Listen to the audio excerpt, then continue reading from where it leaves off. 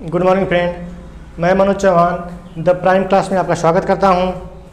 जैसा आप जानते हैं कि हमारे कोचिंग में राजेश सर जुड़ चुके हैं जो नेट हैं और एजुकेशन सब्जेक्ट से रिसर्च कर रहे हैं। ठीक है, तो हमारे क्लास के माध्यम से आपको नेट की क्लास भी प्रोवाइड कराई जाएगी। ठीक है, जो विद्यार्थी मनोविज्ञान से नेट देना चाहते हैं, चाहे गृह विज्ञान से नेट देना चाहते हैं या शिक्षा शास्त्र, इन विषय से जो विद्यार्थी नेट का एग्जाम देना चाहते हैं और नेट या जेआरएफ होना चाहते हैं, हमारे द प्राइम क्लास को रेगुलर वीडियो देखें, क्योंकि हमारा राजेश सर इस समय एजुकेशन विषय से ही रिसर्च कर रहे हैं। ठीक है, और काफ़ी जानकार भी हैं, तो इसलिए आप लोग हमारे चैनल को द प्राइम क्लास को लाइक, शेयर और सब्सक्राइब करिए। पहली बार ऐसा हो रहा है कि हम आप लोगों को नेट की क्लास बिल्कुल फ्री, एकदम निःशुल्क प्रोवाइड कर रहे हैं। ठीक है, तो ध्यान दीजिएगा, हमारे द प्राइम क्लास को लाइक, शेयर और सब्सक्राइब जरूर करें। ठीक है, आज हम आपको पढ़ाएंगे, जो हमारी टेट की क्लास होगी वो होगी जीन पियाजे का संज्ञानात्मक विकास। जीन पियाजे का संज्ञानात्मक विकास। तो आइए हम जानते हैं जीन पियाजे के बारे में। जीन पियाजे जो जीन पियाजे है ना, जीन पियाजे स्विट्जरलैंड के मनोवैज्ञानिक थे। स्विट्जरलैंड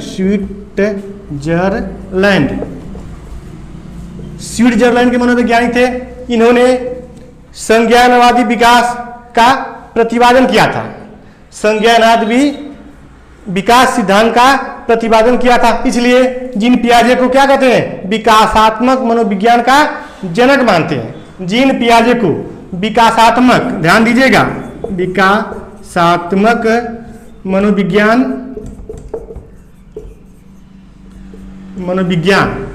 जीन पियाजे को विकासात्मक मनोविज्ञान का जनक मानते हैं।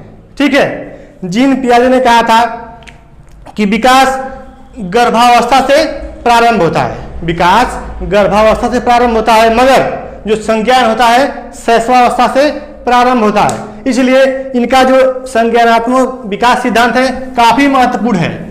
टेट के लिए, सी टेट के लिए और सुपर टेट के लिए बहुत इंपॉर्टेंट है। नेट में हमेशा 1 या 2 क्वेश्चन आएगा, टेट में भी अनिवार्य है, आता ही आता है। इसलिए इस वीडियो को लास्ट तक देखिएगा, जो भी कमी होगी हमें कमेंट के माध्यम से बताइएगा, बहुत इंपॉर्टेंट है। ठीक है, तो आइए हम पढ़ते हैं जीन पियाजे का संज्ञानात्मक सिद्धांत के बारे में पढ़ेंगे। ठीक है, तो जीन पियाजे ने संज्ञानात्मक सिद्धांत को 4 भागों में बांटा था। ठीक है, पहला हमारा है संवेदी या पेशीय सक्रिय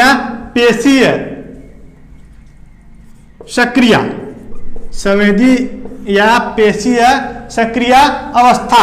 ठीक है, अवस्था जो चलता है हमारा 0 से 2 वर्ष तक।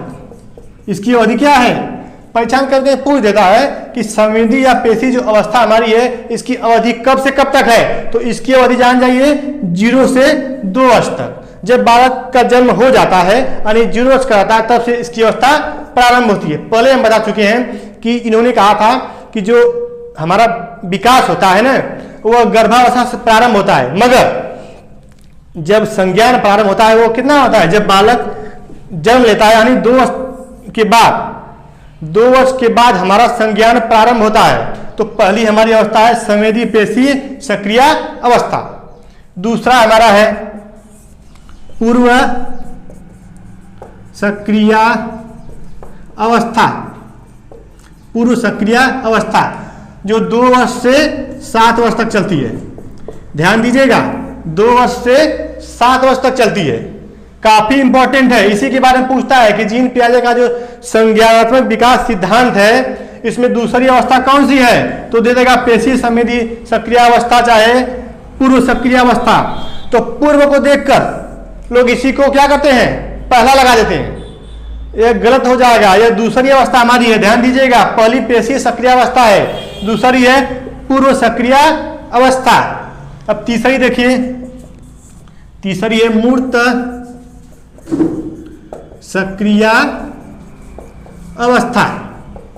मूर्त सक्रिय अवस्था जो चलता है हमारा 7 से 12 वर्ष तक। आप लोग उम्र भी देखिएगा, कभी कभी उम्र के बारे में भी प्रश्न पूछ देता है कि मूर्त सक्रिय अवस्था कब से कब तक चलती है। तो मूर्त सक्रिय अवस्था हमारी 7 से 12 वर्ष तक चलती है, ठीक है। इसके बाद देखिए आगे हमारा है चौथा जो है लास्ट वाला है अमूर्त सक्रिय अवस्था। अमूर्त सक्रिय अवस्था या औपचारिक अवस्था, ठीक है। यह हमारी प्रारंभ होती है 12 वर्ष से 15 वर्ष तक, ठीक है। जो हमारी औपचारिक सक्रिय अवस्था है 12 से 15 वर्ष तक चलती है। ध्यान दीजिएगा, पहली अवस्था हमारी है संवेदी या पेशीय सक्रिय अवस्था जो 0 से 2 वर्ष तक चलती है। इसके बाद हमारी ये दूसरी जो अवस्था है पूर्व सक्रिय अवस्था जो 2 से 7 वर्ष तक चलती है।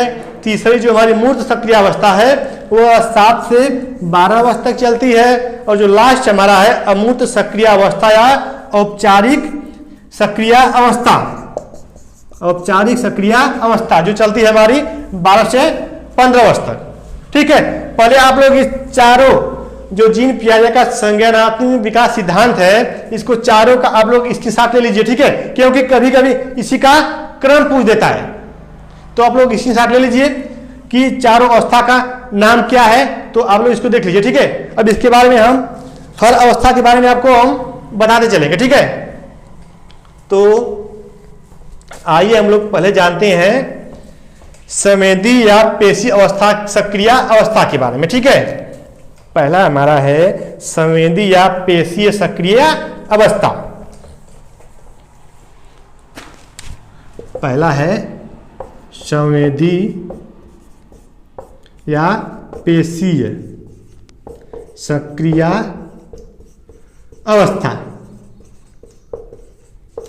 अवस्था जो चलता है 0 से 2 वर्ष तक, ठीक। संवेदी पेशीय अवस्था के बारे में जानिए आप। इस अवस्था में बालक केवल इंद्रिय के माध्यम से सीखता है। इंद्रियां 5 होती है, ठीक है। इंद्रियां 5 होती हैं, तो इस अवस्था में बालक केवल इंद्रिय के माध्यम से सीखेगा। जैसे आंख के माध्यम से सीखेगा, त्वचा के माध्यम से सीखेगा। जैसे आप बालक की आंखों में देखेंगे, ठीक है, बालक की आंखों में देखेंगे, मान लीजिए आप उसको देख के मुस्कुरा दिए, तो बालक भी क्या करेगा, जो 2 वर्ष का बालक होगा आपको देख के मुस्कुराएगा। बालक को आप टच कर रहे हैं, बालक को छू रहे हैं, ठीक है, तो बालक ऐसी प्रतिक्रिया करेगा जैसे लग रहा है कि उसको कुछ महसूस हो रहा है। कहने का मतलब यह है इस अवस्था में बालक केवल इंद्रिय ज्ञान को ही सीखता है, इसलिए इसको इंद्रिय सक्रिय अवस्था भी कहते हैं। ध्यान दीजिएगा, इसको इंद्रिय सक्रिय अवस्था भी कहते हैं, क्योंकि इस अवस्था में बालक केवल इंद्रिय के माध्यम से सीखता है, ठीक है। बालक को आप टच करेंगे, उसे स्पर्श करेंगे, तो क्या करेगा, बालक अपनी प्रतिक्रिया देगा। चाहे बालक को देखकर आप हंस रहे हैं तो बालक भी आपको देखकर हंसेगा, ठीक है। तो यही हमारी 5 इंद्रियों के माध्यम से बालक सीखेगा, ठीक है। अब अगली जो हमारी अवस्था है वह है पूर्व सक्रिय अवस्था। पूर्व सक्रिय अवस्था जो चलता है हमारा 2 से 7 वर्ष तक। दूसरा हो जाएगा पूर्व सक्रिय अवस्था। पूर्व सक्रिय अवस्था 2 से 7 वर्ष तक। इसको आप लोग ध्यान दीजिएगा, उम्र भी पूछता है कभी कभी परीक्षा में। पूर्व सक्रिय अवस्था बहुत इंपॉर्टेंट है। पूर्व सक्रिय अवस्था बहुत ही इंपॉर्टेंट है, ठीक है। पूर्व सक्रिय अवस्था बहुत इंपॉर्टेंट है। इस अवस्था में बालक, ध्यान दीजिएगा, इस अवस्था में बालक जो पूर्व सक्रिय अवस्था है ना, इस अवस्था में बालक 2 से 7 वर्ष तक रहता है। इसमें बालक खिलौना के माध्यम से सीखेगा, अनुकरण के माध्यम से सीखेगा, ठीक है। तो पूछता है परीक्षा में कि बालक ऐसी कौन सी अवस्था है जिसमें अनुकरण के माध्यम से सीखता है, चाहे खिलौना के माध्यम से सीखता है। तो पूर्व सक्रिय अवस्था में बालक किस तरह सीखेगा? पहला बात है खिलौना के माध्यम से सीखेगा, खिलौना चाहे अनुकरण। एक बात ध्यान दीजिएगा आप लोग, जो 2 वर्ष का बालक होता है ना, सबसे ज्यादा अनुकरण करता है। सबसे ज्यादा बालक जब जो सीखता है वह अवस्था होती है 2 वर्ष का बालक सबसे ज्यादा अनुकरण के माध्यम से सीखेगा। तो जान जाइए जो पूर्व सक्रिय अवस्था हमारी है, इसमें बालक किसी की बातों को सुनकर चाहे किसी खिलौने के माध्यम से सीखता है। खिलौना को लेगा, उसको तोड़ेगा, फिर जोड़ेगा, फिर उससे सीखेगा। मतलब तोड़ने और जोड़ने की अवस्था रहती है, इसलिए बालक इसमें खिलौना के माध्यम से सीखेगा, चाहे किसी की बातों का अनुकरण करके सीखता है। ठीक है, देखिए इस अवस्था में बालक चिंतन नहीं कर पाता है। ठीक है, इस अवस्था में बालक चिंतन नहीं कर पाता है, इसलिए इसे अतार्किक चिंतन की अवस्था भी कहते हैं। ध्यान दीजिएगा, अतार्किक चिंतन की अवस्था भी कहते हैं। परीक्षा में पूछेगा कि अतार्किक चिंतन की अवस्था किसे कहते हैं, तो जान जाइए पूर्व सक्रियात्मक अवस्था को अतार्किक चिंतन की अवस्था भी कहते हैं। ठीक, अब अगला तीसरा हमारा है मूर्त सक्रिय अवस्था।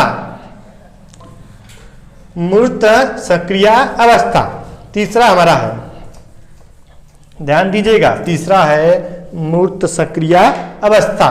तीसरा है मूर्त सक्रिय अवस्था। ठीक है, मूर्त सक्रिय अवस्था जो चलता है 7 से 12 वर्ष तक। 7 से 12 वर्ष तक ध्यान दीजिएगा। मूर्त सक्रिय अवस्था है तीसरी अवस्था है जो 7 से 12 वर्ष तक चलती है।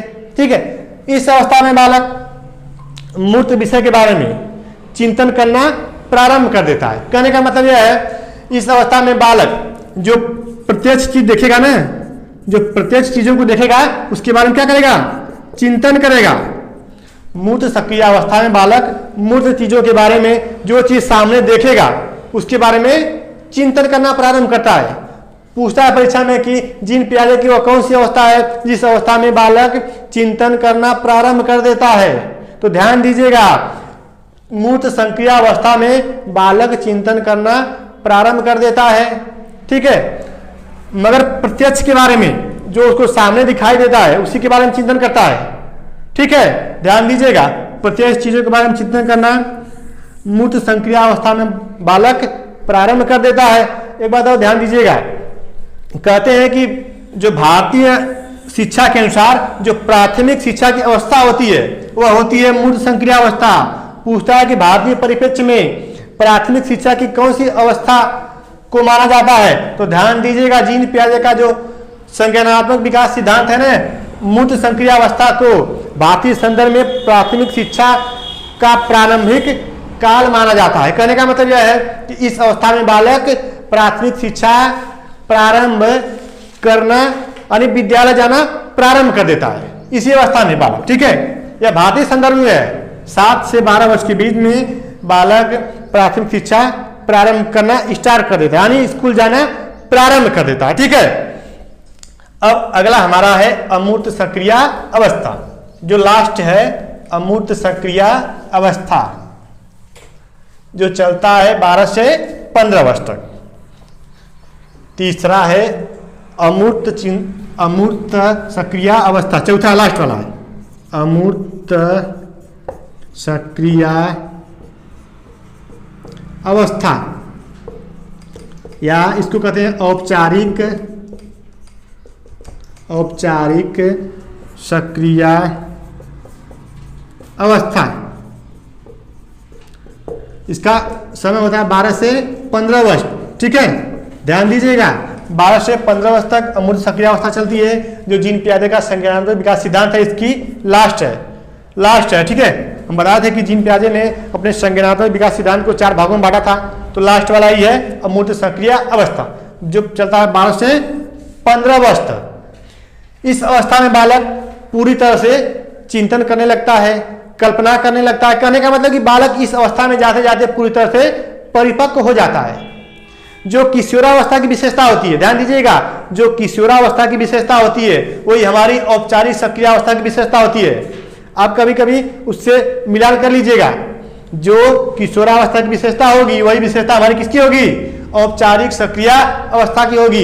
इस अवस्था में बालक पूरी तरह से परिपक्व हो जाता है, चीजों के बारे में प्रत्यक्ष हो चाहे अप्रत्यक्ष हो उसके बारे में चिंतन प्रारंभ कर देता है। ठीक है, इस अवस्था को चिंतन की अवस्था भी कहते हैं, चिंतन की अवस्था भी कहते हैं। ध्यान दीजिएगा, चिंतन की अवस्था जीन पियाजे के संज्ञानात्मक सिद्धांत किस अवस्था को कहते हैं, तो ध्यान दीजिएगा जो अमूर्त संक्रिय अवस्था है इस अवस्था को चिंतन की अवस्था भी कहते हैं, क्योंकि इस अवस्था में बालक चिंतन करना प्रारंभ कर देता है। ठीक है, और कल्पना करता है, यानी कहने का मतलब जितने भी तर्क वितर्क है, ठीक है, इस अवस्था में बालक करना प्रारंभ कर देता है। ठीक है, तो इसी के साथ हमारा वीडियो आज का समाप्त हुआ। अगर इस वीडियो में आपको कोई कमी समझ में आए तो हमारे द प्राइम क्लास का व्हाट्सएप नंबर है, उस पर व्हाट्सएप कर दीजिए, चाहे कमेंट कर दीजिए और हमारे चैनल पर बने रहिए। धन्यवाद।